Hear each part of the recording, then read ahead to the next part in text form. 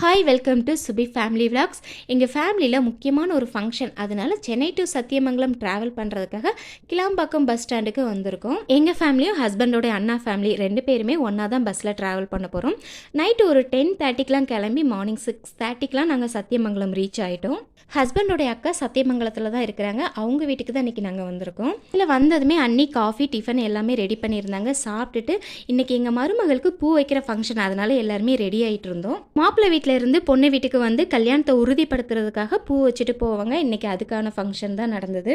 மாப்பிள்ளையோட தங்கச்சி அப்புறம் அம்மா எல்லாருமே இந்த பொண்ணு தான் எங்கள் வீட்டோட மருமக அப்படின்றத உறுதிப்படுத்துறதுக்காக பொண்ணோட தலையில் பூ வைப்பாங்க. பூ வச்சதுக்கு அப்புறம் தான் மேரேஜ் டேட்டு, மேரேஜ் எங்கே பண்ணுவாங்க அப்படின்னு சொல்லிட்டு பெரியவங்க எல்லாருமே கலந்து பேசி முடிவு பண்ணுவாங்க. இன்றைக்கி எல்லாமே நல்லபடியாக நடந்தது. ரொம்பவே சந்தோஷம். 2 பேருமே ப்ளஸ் பண்ணிவிட்டு ஃபேமிலியாக எல்லாருமே ஃபோட்டோஸ் எடுத்துக்கிட்டோம். பூ வச்சதுக்கப்புறம் மாப்பிள்ளை வீட்டுக்காரங்க சாப்பிட்டுட்டு தான் போகணும். அதனால் மதியம் லஞ்சுக்கு ஹோட்டலில் ஆர்டர் பண்ணியிருந்தோம். ஃபஸ்ட்டு மாப்பிள்ளை வீட்டுக்காரங்க எல்லாருமே சாப்பிட வச்சு பரிமாறிட்டு இருந்தோம். நெக்ஸ்ட்டு எங்கள் ஃபேமிலி எல்லாருமே ஒன்றா உட்காந்து சாப்பிட ஆரம்பித்தோம். நாங்கள் எப்பவும் போல் ஒன்றா ஜாலியாக பேசிகிட்டே சாப்பிட்டு முடிச்சிட்டோம். இன்றைக்கி லஞ்ச் எல்லாமே ரொம்ப சூப்பராக இருந்தது. ரொம்ப திருப்தியாக சாப்பிட்ட மாதிரி இருந்தது. நாங்கள் சாப்பிட்டதுக்கப்புறம் மாப்பிள்ளை வீட்டுக்காரங்க எல்லாருமே கிளம்பிட்டாங்க. அவங்கள எல்லாருமே நல்லபடியாக வழி அனுப்பி வச்சுட்டு ஃபேமிலியாக ரொம்ப ரிலாக்ஸாக பேசிகிட்டு இருந்தோம். ஈவினிங் போல் ஃபேமிலியாக ஏதாவது கேம் விளையாடலாம். எங்கள் மருமக 2 பேரும் சூப்பராக கேம் பிளான்லாம் ரெடி பண்ணி மாமா அத்தை மட்டும் தனியாக ஒரு கேம் விளையாடணும்னு சொல்லி ரெடி பண்ணியிருந்தாங்க. கேம்லாம் செம்ம ஜாலியாக தான் போச்சுது. ஆனால் என்ன, எங்கள் அண்ணி புதுசாக வாங்கி வச்சுருந்த சேரை தான் நாங்கள் உடைச்சிட்டோம். அந்த அளவுக்கு கேம் ரொம்ப இன்ட்ரெஸ்டிங்காக போயிட்டு இருந்தது. அடுத்ததாக பசங்களுக்கான கேம் விளையாடிட்டு இருந்தாங்க. இந்த கேமே செம்ம ஃபன்னாக போயிட்டு இருந்தது.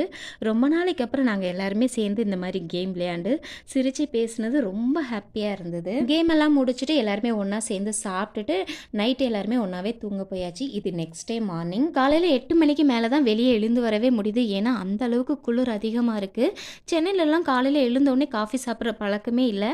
ஆனால் இங்கெல்லாம் காலையில் எழுந்து வந்தோடனே ஃபஸ்ட்டு நம்மளுக்கு காஃபி தான் சாப்பிடணுன்ட்டு தோணுது. ஏன்னா அந்த அளவுக்கு குளிர் அதிகமாக இருக்குது. மார்னிங் டிஃபனுக்கு தோசை தான் ரெடி பண்ணியிருந்தோம். தம்பிங்களுக்கு நானே தோசை ஊற்றி கொடுத்துறேன்னு சொல்லிட்டு லெஃபினாவே எல்லாருக்குமே தோசை ஊற்றி கொடுத்துட்டா.